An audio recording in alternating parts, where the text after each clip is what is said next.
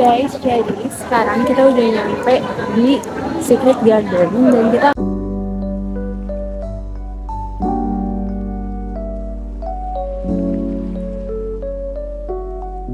ini, dan kita awali dengan yang teaternya dulu ya. Ini ada teater tentang kopi. Menontonnya cuma 5 menit aja. Selama menyaksikan nanti lampunya saya matikan ya. Selamat menyaksikan. Yang sangat populer di dunia dan tentunya di Indonesia. Konon, kopi masuk ke Indonesia di abad ke-17. Nah, oke guys, jadi kita sedang berada di Black Eye Coffee, salah satu pabrik kopi terkenal di Bali. Lalu di akhir video kita akan ada sesi tanya jawab bersama pihak yang terkait mengenai Secret Garden Village. Jadi tonton sampai habis ya. Oke guys, pertama-tama kita memvideokan ini adalah salah satu penggiling kopi yang selalu dipakai oleh para pecinta kopi, kata mbaknya. Tuh, seperti itu guys bentukannya. Nah, nanti kopinya disimpan di situ guys, buat sekali atau 2 kali pemakaian. Jadi nanti kopinya digodok di dalam sini, terus masaknya pakai pasir panas. Hasil kopi yang didapatkan itu biasanya rasanya ada rasa smoky atau agak sedikit gurih-gurih asapnya gitu ya. Bukan gurih-gurih nyoy ya, gurih-gurih asap gitu ya. Oke, baik, selamat datang ya ada di areal produksi. Untuk areal produksinya sendiri dibagi menjadi 2 ruangan. Tempat kita berada sekarang ini adalah areal green bean, tempat menyimpan biji kopi yang akan disangrai. Jadi belum disangrai ya. Kemudian ada areal tengah untuk roasting and packaging, sangrai dan pengemasan. Di sini ada 2 jenis kopi yang kami sediakan atau 2 varietas kopi. Mungkin pernah dengar yang namanya Robusta dan Arabica. Nah, jadi kalau yang Robusta ini adalah kopi yang memiliki cita rasa pahit. Arabica adalah kopi yang memiliki cita rasa asam, gitu ya. Jadi pahit dan asam. Nah, kamu bisa sebenarnya tapi nggak bilang ya. Oke, pahit dan asam. Tapi kalau mau membedakan dari bentuk biji kopinya gitu juga bisa. Biji kopi Robusta cenderung lebih bulat bentuknya, sementara untuk kopi Arabica lebih oval. Wow, lihat guys, ini adalah area sangrai dan pengemasan biji-biji kopi yang telah dikumpulkan. Lihatlah, wow.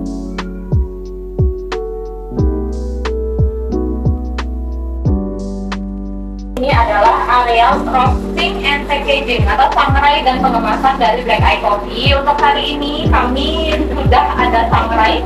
Kalau dilihat dari warnanya yang sangat hitam, ini adalah kopi Robusta yang rasanya pahit tadi. Sementara untuk kopi Arabica, biasanya disangrainya tidak sampai segelap ini. Disangrainya hanya hingga tingkat kematangan medium. Guys, ini adalah hasil kopi yang sudah dikemas sedemikian rupa. Dan wow, ini adalah Ajeng dan Insani sedang melihat-lihat. Say hi, halo.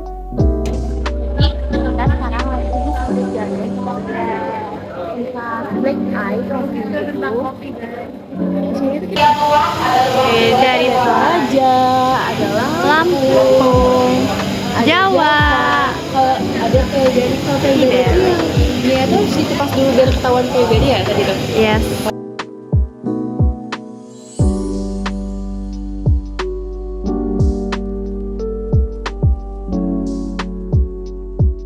Oke guys, kita akan beauty tour bersama Secret Garden Village. Oke guys, setelah tadi kita ke Black Eye Coffee, kita akan beauty tour bersama Hair Boris. juga dengan tradisi yang ada di Indonesia, khususnya Jawa dan Bali, dan terutama juga dipakai untuk kegiatan sehari-hari gitu ya. Yang langsung tuh ada yang untuk kerja gitu ya, ada yang dipakai untuk kegiatan transportasi juga. Minyak asli zaitun ini sudah dinobatkan sebagai minyak tersehat di dunia karena kandungannya rendah lemak, lalu kaya akan vitamin E juga. Jadi ini sangat cocok untuk yang memiliki jenis kulit kering. Vitamin E itu bagus untuk melembutkan, melembabkan dan jaga elastisitas kulit. kulit, sementara antioksidan ini bagus untuk mencegah radikal bebas yang biasanya menyebabkan penuaan ini. Apalagi di Indonesia polusi udaranya lumayan tinggi gitu ya, sehingga cenderung membuat kulit kita mengalami yang namanya berkulit. Terus yang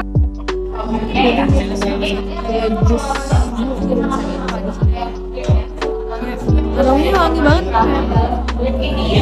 aroma seger-seger gitu, kayak apa ya, enak banget sih kalau buat aroma terapi. Oke, jadi yang pertama ada dari banyaknya kegiatan usaha, mengapa jenis usaha ini yang dipilih? Jadi kalau untuk kegiatan usahanya sendiri, sebenarnya kan berawal dari yang di Semarang dulu. Kami udah punya dan lumayan bagus animo masyarakatnya untuk penggunaan produk kami. Kemudian buka lagi di Bali, yaitu dijadikan wisata edukasi. Untuk Secret Garden Village sendiri adalah wisata edukasi pertama di Bali. Jadi dari hal itu aja, adik-adik bisa tahu ya, kalau di Bali itu belum ada wisata edukasi sebelumnya. Jadi akhirnya kami jadi pelopor wisata edukasi, karena beberapa saya lihat kan banyak juga nih kayak adik-adik itu study tour, kan study tour gitu ya, nggak cuma tour, nggak cuma jalan-jalan aja. Jadi perlu juga adanya kunjungan ke industri gitu ya. Jadi kami memfasilitasi untuk yang akan melakukan perjalanan study tour atau wisata edukasi itu sendiri.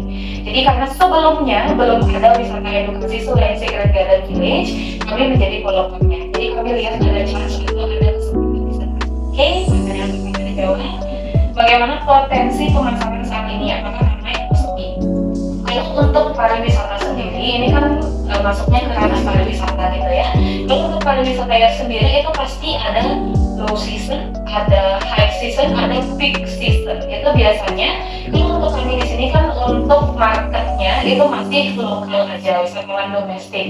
Kalau untuk yang jalan-jalan, kalau untuk yang makan itu biasanya mancanegara juga masuk. Tapi kalau untuk wisatawan mancanegara biasanya agak jarang yang mau ikut tur ini.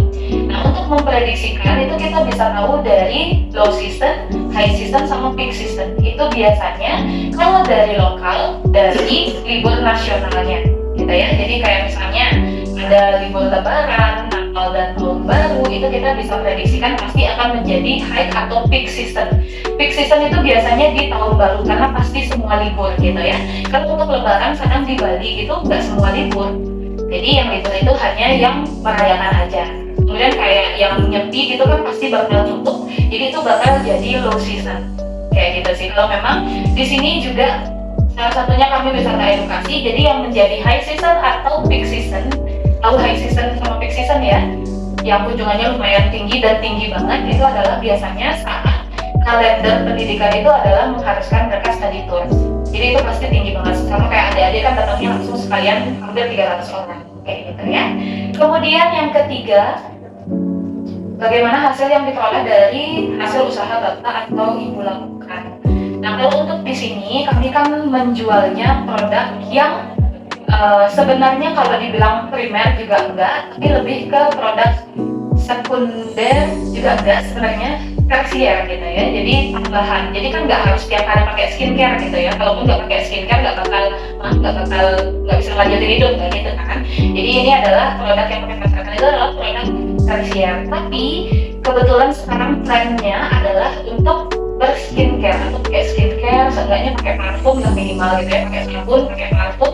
Jadi sini yang pasti dipakai setiap hari itu kan sabun. Jadi tetap ada aja yang beli ke sini sehingga kami untuk penjualan atau hasil yang kami dapat itu masih bisa untuk melanjutkan bisnis kami. Jadi belum sampai di tahap stagnan yang nggak dapat pelanggan sama sekali sehingga mengharuskan perusahaan kami untuk tutup atau bangkrut gitu belum sih. Jadi untuk sekarang masih berjalan dengan baik ya perusahaannya ya. Kalau boleh tahu berapa pendapatan per harinya? Kebetulan kalau pendapatan apalagi itu confidential ya, sifatnya confidential itu adalah rahasia perusahaan, jadi nggak bisa di-share, bisa dibuat aja mungkin kalau sedang high season berarti penjualannya lebih tinggi, kalau sedang low season penjualannya lebih sedikit. Kemudian apakah cukup untuk membiayai kebutuhan Bapak Ibu? Untuk sejauh ini karyawan kami itu kurang lebih 200 orang dan semuanya dibayarkan pada hari yang sudah ditentukan. Jadi belum pernah ada, saya selama 7 tahun kerja di sini belum pernah gajinya ditahan. Misalnya dibayarkan sebulannya lagi, kayak gitu belum pernah. Jadi menurut saya sih keuangannya masih lancar ya. Kemudian apa kendala yang dihadapi Bapak atau Ibu dari menjalankan usaha tersebut? Kalau untuk kendalanya sendiri di sini lebih ke sekarang sudah ada beberapa pilihan wisata edukasi yang lain. Kalau dulu itu kami aja yang ada di sini, sehingga biasanya anak TK, SD, SMP, SMA, kuliah semuanya datang ke sini. Tapi sekarang udah ada pilihan lain, misalnya tempat wisata edukasi coklat. Jadi mungkin kalau untuk anak PAUD, anak TK, anak SD lebih cocok ke tempat pembuatan coklat. Dijelasin tentang kopi, dijelasin tentang pembuatan sabun kayak mesin tadi, mungkin belum masuk ke mereka gitu ya. Jadi sekarang bagaimana caranya agar kopi tetap eksis, jadi tetap bisa juga menyesuaikan dengan market. Kalau misalnya marketnya anak TK, gimana caranya kita approach mereka biar tetap masuk penjelasan kita ke mereka, kayak gitu sih. Sekarang untuk kendalanya lebih ke karena banyaknya pesaing aja, bagaimana untuk tetap mendapatkan market kita sendiri.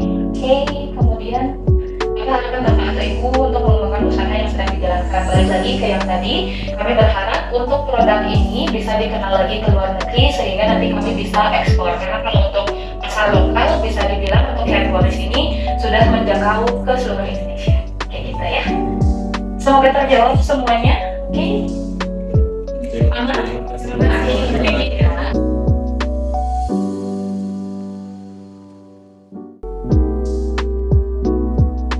Nah, itu dia video dari kita. Terima kasih ya sudah menonton. Semoga bermanfaat. Bye-bye.